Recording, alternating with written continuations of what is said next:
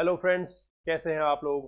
पिछला लेक्चर आप लोगों ने काफ़ी पसंद किया, काफ़ी likes and shares and subscribe मुझे लोगों ने किया।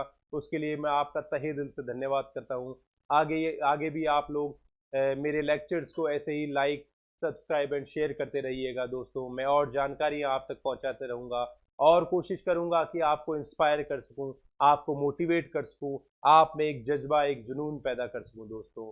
ये जज्बा, एक जुनून पैदा करने की जिम्मेदारी मेरी है दोस्तों, उसे पूरा करने की जिम्मेदारी आपकी है। ये लेक्चर सिर्फ स्टूडेंट्स के लिए भी नहीं है दोस्तों, स्टूडेंट्स के पेरेंट्स को भी देखना चाहिए।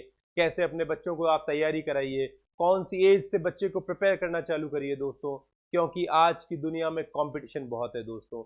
अगर कोई आदमी चाहेगा, जैसे पुराने समय में, हमारे समय में हुआ करता था कि आपके पास कोई भी इंफॉर्मेशन अवेलेबल नहीं हुआ करती थी। आजकल सोशल मीडिया एक ऐसा खजाना है दोस्तों, जहां आपको हर तरह की इंफॉर्मेशन मिलेगी, हर तरह का आपको डेटा मिलेगा। आप उसके द्वारा समझ सकते हैं कि आपके बच्चे का लेवल ये है, उस लेवल, उस आईक्यू लेवल के हिसाब से आप उसको फील्ड चूज करने में मदद करिए। उसको बताइए कि दुनिया में चैलेंजेस ये है, नए नए जॉब्स ये है, आपको इस लाइन में जाना चाहिए। मैंने पिछले लेक्चर में जैसा दोस्तों आपको बताया था, RAS as a dream job. मैंने कोशिश करी थी कि आपको सपना दिखाऊं कि आप आरएएस बने। उस सपना दिखाने के पीछे मेरा ध्येय सिर्फ दोस्तों ये नहीं था कि आपको कहूं कि आपको सिर्फ आरएएस ही बनना है। आरएएस आज राज्य लेवल की सबसे ऊंची पोस्ट है दोस्तों, सबसे ऊंची नौकरी है। अगर कोई व्यक्ति आरएएस करने की सोचता है तो समझ लीजिए बहुत ऊंचा सोच रहा है, वो बहुत ऊंचा उड़ने की मन में तमन्ना है उसके। तो दोस्तों, अगर आरएएस की तैयारी आप करते हैं, उसके साथ छोटे छोटे कंपटीशन लेवल्स की एग्जाम्स की तैयारी भी आप करते जाइए, तो आप इजीली उन्हें क्रैक आउट कर सकते हैं, क्योंकि आप बहुत वास्ट लेवल की स्टडी कर रहे हैं, बहुत बड़ी लेवल की स्टडी कर रहे हैं। तो छोटे एग्जाम्स आप इजीली क्लिक कर सकेंगे, तो आपके एक पंथ दो काज हो जाएंगे दोस्तों। और लास्ट में आपको अगर जॉब मिल जाती है कोई दूसरी, उस जॉब में रहते हुए आप आरएएस एग्जाम की तैयारी कर लीजिए और क्लिक कर जाइए, आरएएस बन के दिखा दीजिए दोस्तों। मैंने वो सपना देखा है और देखता हूँ उस वीडियो को सुनने वालों में, उस देखने वालों में कितने लोग उस सपने को पूरा करके मुझे दिखाते हैं। तो दोस्तों, उसी कड़ी में आज मैं अपना अगला लेक्चर पेश करने जा रहा हूं, जिसका नाम है दोस्तों बेसिक इंफॉर्मेशन अबाउट आरएएस। जैसा कि मैंने आपसे वादा किया था दोस्तों उस लेक्चर में, मैं आपको मझधार में छोड़ूंगा नहीं। आगे से आने वाले टाइम में पहले आपको मैं आरएएस की सारी इंफॉर्मेशन दूंगा दोस्तों। फिर जो दूसरी जॉब्स यहाँ पे राजस्थान लेवल पे और नेशनल लेवल पे है, उनके बारे में सारी जानकारी दूंगा, जो आप इस सिलेबस के द्वारा अचीव कर सकते हैं दोस्तों। बीच बीच में मैं कुछ मोटिवेशनल वीडियोस भी आपको डालूंगा दोस्तों, ताकि आपकी लगन छूटे नहीं, लागी छूटे ना, जैसा वो भजन आपने सुना होगा, वैसे ही आपकी हालत में कर दूंगा। आप छोड़ नहीं पाएंगे जुनून, आप छोड़ नहीं पाएंगे अपनी शिक्षा को, आप लगे रहेंगे अपने लक्ष्य पे। तो दोस्तों, लक्ष्य पे पहले आपको एक शायरी सुना दूं जो मैंने पढ़ी, मुझे बहुत अच्छी लगी। पता नहीं लिखी किसने है, पर है चीज बहुत अच्छी। आप भी अपने इसे दीवार पे लिख के रखिएगा। लक्ष्य को पाने की चिंगारी रखो अपने सीने में, लक्ष्य को पाने की चिंगारी रखो अपने सीने में, संघर्ष से मत डरो, संघर्ष से मत डरो, तभी मजा है जीने में। जिंदगी जीने का मजा दोस्तों संघर्ष से है, चैलेंजेस से है, चैलेंजेस को फेस करने से है। खुद से चैलेंज करो, दूसरों को चैलेंज करो, चैलेंजेस में ही जीने का मजा है। अगर आइडल होके पड़ जाओगे तो समझ लीजिए आपकी लाइफ बिल्कुल बेकार हो जाएगी, लाइफ बिल्कुल बेस्वाद हो जाएगी। तो पहले अपनी लाइफ में वो जुनून पैदा करिए, वो संघर्ष पैदा करिए, वो चैलेंजेस पैदा करिए, और फिर अपने आप को मोटिवेट कीजिए कि मैं इन चैलेंजेस से कैसे कोप अप कर सकता हूँ। तो दोस्तों, अब मैं सीधा टॉपिक पे आऊँगा और आपको बताऊंगा basic information about RAS. RAS यानी कि राजस्थान एडमिनिस्ट्रेटिव सर्विसेज, राजस्थान प्रशासनिक सेवा।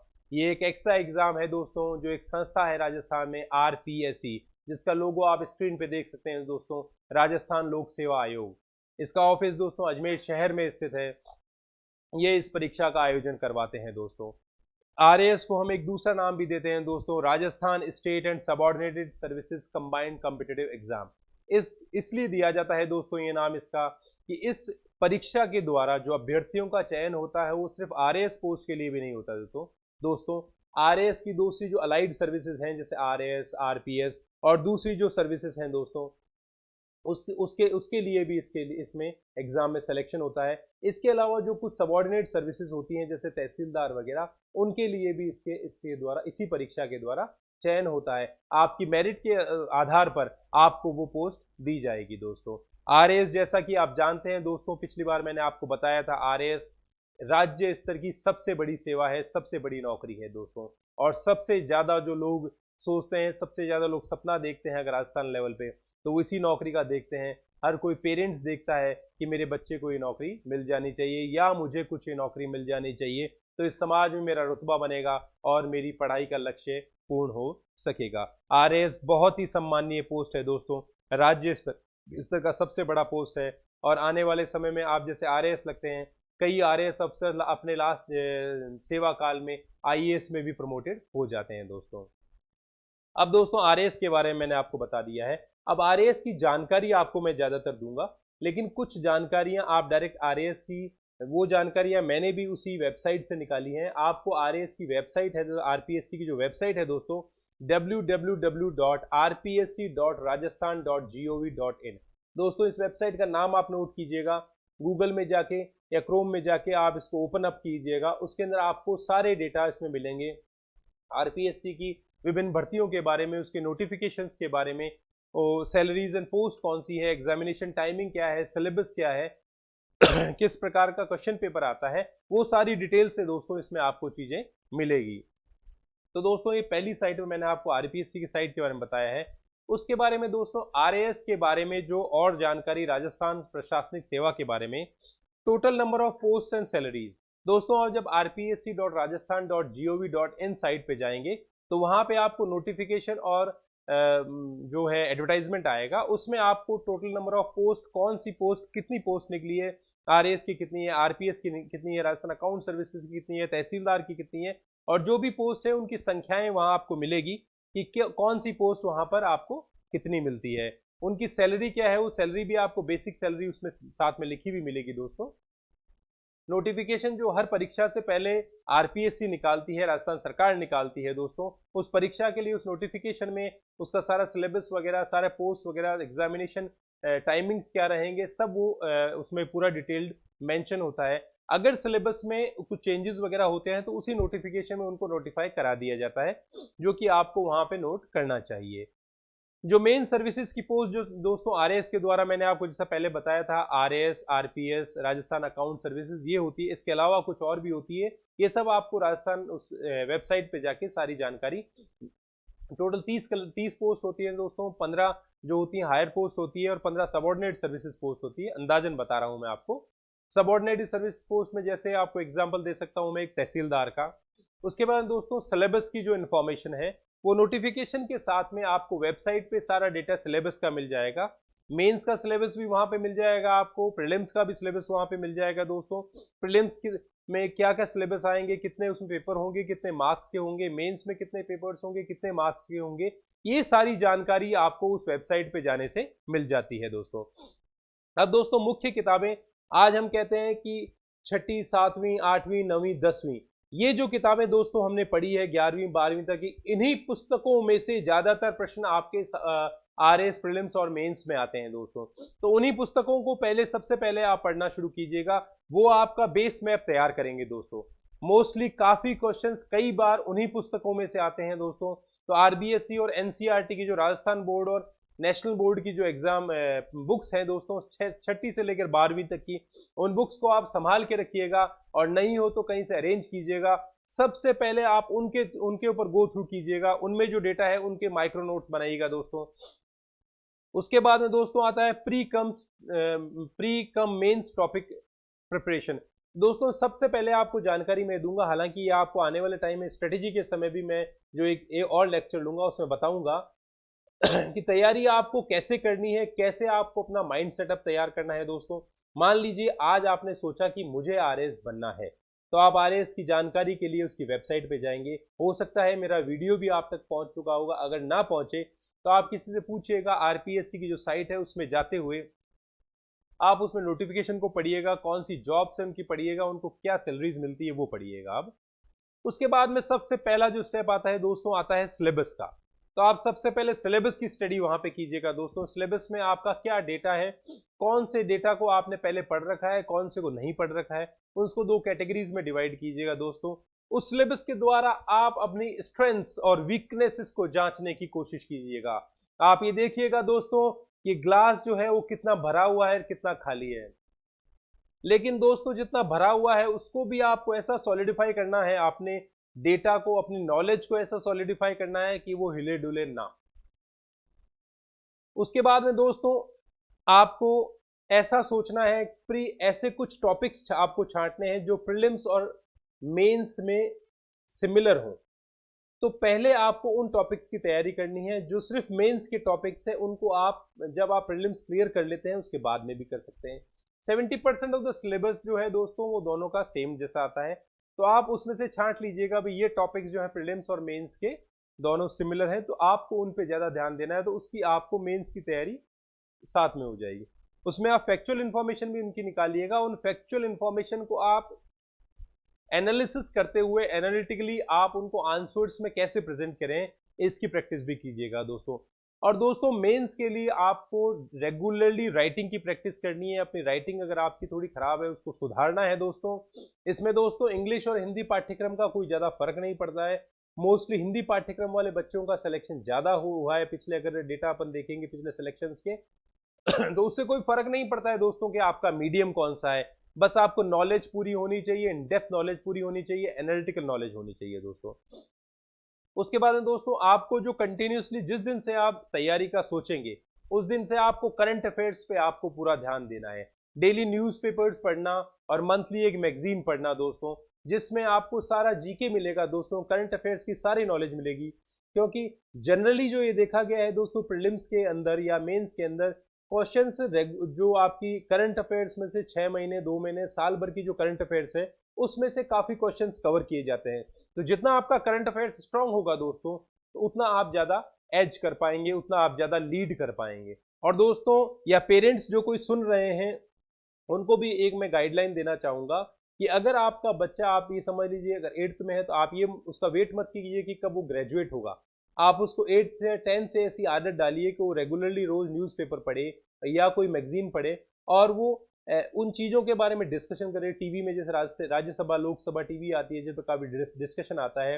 आप ऑल इंडिया रेडियो पे न्यूज़ भी सुन सकते हैं। हालांकि ये जो न्यूज़ चैनल्स आ रहे हैं ये तो सब आजकल फालतू का कचरा से पेश कर रहे हैं। ये तो मतलब समझ लीजिए पैसा लेकर ऐसा काम कर रहे हैं, मुझे जैसा लगता है। इनमें आपको जानकारियाँ नहीं मिलेगी, इनको तो जैसा फीड किया जाता है वैसे ये वाणी बोलते हैं। ऑल इंडिया रेडियो की आप न्यूज़ सुनिएगा दोस्तों, उसमें काफ़ी जानकारियाँ मिलेगी। आप अपने बच्चों को भी प्रमोट करिए कि वो बच्चे उस समय ऑल इंडिया रेडियो की न्यूज़ पढ़े, एक न्यूज़पेपर रोज रेगुलरली उनकी हैबिट डालिए न्यूज़पेपर पढ़ने की। और एडिटोरियल्स पढ़ाइए उन बच्चों को, मैगजीन्स पढ़ाने की हैबिट डालिए। मैगजीन्स फिल्मी मैगजीन्स नहीं दोस्तों, मैगजीन्स आपको पढ़नी है जिसमें आपको नॉलेज मिलती है। वो जीके की मैगजीन होती है, इंडिया टुडे होती है, ऐसी मैगजीन्स पढ़नी है जिसमें एडिटोरियल्स आते हैं। तो उनकी एनालिटिकल पावर उसी जगह से ग्रेस्पिंग पावर बढ़ती जाएगी, वो उनको लेखन कला की उनको प्रैक्टिस होती जाएगी। तो दोस्तों बेसिक इंफॉर्मेशन के बाद में अगला जो पॉइंट आता है वो आता है दोस्तों एलिजिबिलिटी का। एलिजिबिलिटी दोस्तों जैसा मैंने आपको बताया है, इस एग्जाम में एलिजिबिलिटी है दोस्तों ग्रेजुएशन, ओनली ग्रेजुएशन। कोई इसमें आपको परसेंटेज का फिक्स नहीं है कि 50% होना चाहिए, 55% होना चाहिए। ग्रेजुएशन में ऐसा कोई फिक्स क्राइटेरिया नहीं है। कोई भी गवर्नमेंट ऑथराइज्ड जो आपकी यूनिवर्सिटी है, गवर्नमेंट रिकॉग्नाइज्ड यूनिवर्सिटी है, उससे आपके पास में ग्रेजुएशन की डिग्री होनी जरूरी है, यानी कि स्नातक की डिग्री आपके पास होनी चाहिए। तो दोस्तों ये पहला पॉइंट हो गया आपका एलिजिबिलिटी। अब आते हैं दोस्तों एज लिमिट पे। एज लिमिट दोस्तों इसमें 21 टू 40 ईयर्स की एज लिमिट है फॉर द जनरल क्लास। इस एज लिमिट में दोस्तों जो कुछ रिलैक्सेशंस भी दिए गए हैं, जैसे SC ST OBC वगैरह के लिए जो रिलैक्सेशन दिए गए हैं वो 10 साल की रिलैक्सेशन दिए गए हैं दोस्तों। महिलाओं के लिए रिलैक्सेशन दिया गया है दोस्तों 5 साल का दिया गया है। महिलाएं अगर विडो है तो उनके लिए कोई एज लिमिट नहीं है दोस्तों। डिसेबल्ड जो है, जनरल के डिसेबल्ड के लिए 10 साल का है, SC ST OBC के हैं तो 15 साल का है। तो दोस्तों रिलैक्सेशन मैंने आपको बताया है, SC ST के लिए अलग दिया गया है, विडोज के लिए अलग दिया गया है, लेडीज के अलग दिया गया है, और आपको इससे डिसेबल्ड लोगों के लिए अलग दिया गया है। विडोज के लिए गवर्नमेंट काफ़ी पॉजिटिव है सर इस मामले में, इन मामलों के अंदर विडोज को वो गवर्नमेंट, आज की गवर्नमेंट आपकी विधवाओं को आगे लाने में बहुत प्रयास कर रही है। वो चाहते हैं कि जो लेडीज विडो हो चुकी हैं, जिनके पास कोई सहारा नहीं है, वो अपनी मेहनत करके आगे आए, एग्जाम्स में आए, एग्जाम को क्लिक करें। उनकी मेरिट भी काफ़ी लो जाती है, बस एक आप अगर आपके आसपास में कोई विडो लेडी है तो उसको आप मतलब और कोई मदद करने की बजाय आप ये मदद करिए कि आप थोड़ा बहुत पढ़कर आप आरएएस का एग्जाम क्लिक करिए या दूसरे एग्जामिनेशन जिसमें विडो के लिए काफ़ी अच्छे बेनिफिट्स दिए गए आप उसमें क्लिक करिए। तो दोस्तों ये भी एक समाज सेवा का रास्ता आपके लिए बन सकता है। तो दोस्तों उसके बाद में हम आते हैं एग्जामिनेशन पैटर्न पे। एग्जामिनेशन पैटर्न जैसा कि दोस्तों मैंने आपको पहले भी बताया था, एग्जामिनेशन पैटर्न 3 लेवल्स का है। इसमें फर्स्ट पैटर्न जो होता है उसको प्रिलिमिनरी कहते हैं, यानी कि प्रारंभिक परीक्षा कहते हैं। सेकंड जो होता है दोस्तों लेवल होता है वो मेंस एग्जाम होता है, जिसको मुख्य परीक्षा कहा जाता है दोस्तों। और थर्ड लेवल जो लास्ट लेवल होता है दोस्तों उसको इंटरव्यू लेवल किया जाता है, यानी कि साक्षात्कार। अब दोस्तों जैसा कि मैंने आपको बताया था, फर्स्ट ऑफ ऑल आते हैं हम प्रिलिमिनरी एग्जाम में। पैटर्न मैंने आपको बता दिया। प्रिलिमिनरी एग्जाम जिसको हम प्रारंभिक परीक्षा भी कहते हैं, ये ऑब्जेक्टिव पेपर जैसा कि आप स्क्रीन पे देख सकते हैं दोस्तों, ये ऑब्जेक्टिव पेपर होता है और इसमें नेगेटिव मार्किंग होती है। ऑब्जेक्टिव पेपर जैसा कि आप देख सकते हैं उसके लोगों में A B C D options दिए गए हैं। तो इसमें वैकल्पिक उत्तर होते हैं दोस्तों, आपसे प्रश्न पूछा जाएगा, उसके 4 उत्तर दिए जाएंगे, आपसे पूछा जाएगा कि इसमें से सही उत्तर को आप चूज करिए। और दोस्तों इसमें नेगेटिव मार्किंग का सिस्टम भी है। नेगेटिव मार्किंग 1/3 नेगेटिव मार्किंग होती है। मान लीजिए अगर आपके 3 उत्तर आपने गलत किए हैं तो सही उत्तर में से आपका 1 नंबर कट जाएगा। तो दोस्तों इसमें नेगेटिव मार्किंग का ऑप्शन भी है। इसमें 150 क्वेश्चन होते हैं दोस्तों, 150 क्वेश्चन होते हैं। टोटल मार्क्स जो वेटेज है दोस्तों इसका वो 200 मार्क्स का है। तो दोस्तों नेगेटिव मार्क्स में मैं आपको एक बताना चाहूंगा, कभी भी प्रिलिमिनरी एग्जाम देने से जाने से पहले आपको ये डिसाइड करना चाहिए, आपको उसमें से क्वेश्चंस ये सोचने चाहिए कि ज़्यादा से ज़्यादा जो आप श्योर हैं पहले उन क्वेश्चंस को क्लिक करिए। और दोस्तों सबसे पहले सबसे ज़्यादा जो हैरानी की बात, ताज्जुब की बात है, इसका जो कट ऑफ लिस्ट जाता है वो 40 to 50% के बीच में रेशो जाता है। तो अगर आपको इतना कॉन्फिडेंट है कि 150 में से आपने 75 क्वेश्चन या 70 क्वेश्चन सही बिल्कुल क्लिक कर लिए, तो आपको वहाँ रिस्क लेने के लिए मैं आपको एडवाइस नहीं करूँगा। क्योंकि रिस्क लेने से हो सकता है दोस्तों आपने 75 सही करिए, 10 गलत हो गए तो उसमें आपके 3 नंबर और जाते हैं और आपके कट ऑफ लिस्ट से आप आउट हो जाएंगे। तो इसलिए दोस्तों रिस्क मत लीजिएगा। हाँ हो सकता है आप इसमें प्रोबेबिलिटी का रेशो लगा सकते हैं, ऐसा नहीं होगा कि इतनी किस्मत आपकी खराब होगी साला हर क्वेश्चन आप कर रहे हैं वो गलत चला जाएगा। तो आप प्रोबेबिलिटी भी लगा सकते हैं, लेकिन मेरी एडवाइस यही रहेगी अपने आप को इतना प्रिपेयर करके जाइए कि आपको प्रोबेबिलिटी लगाने की जरूरत ना पड़े। उसके बाद दोस्तों हम आते हैं मेंस एग्जाम में। मेंस एग्जाम में दोस्तों 4 पेपर्स होते हैं, ये सब्जेक्टिव पेपर्स होते हैं, डिस्क्रिप्टिव पेपर्स होते हैं। इसमें ऑब्जेक्टिव क्वेश्चंस नहीं आएंगे दोस्तों।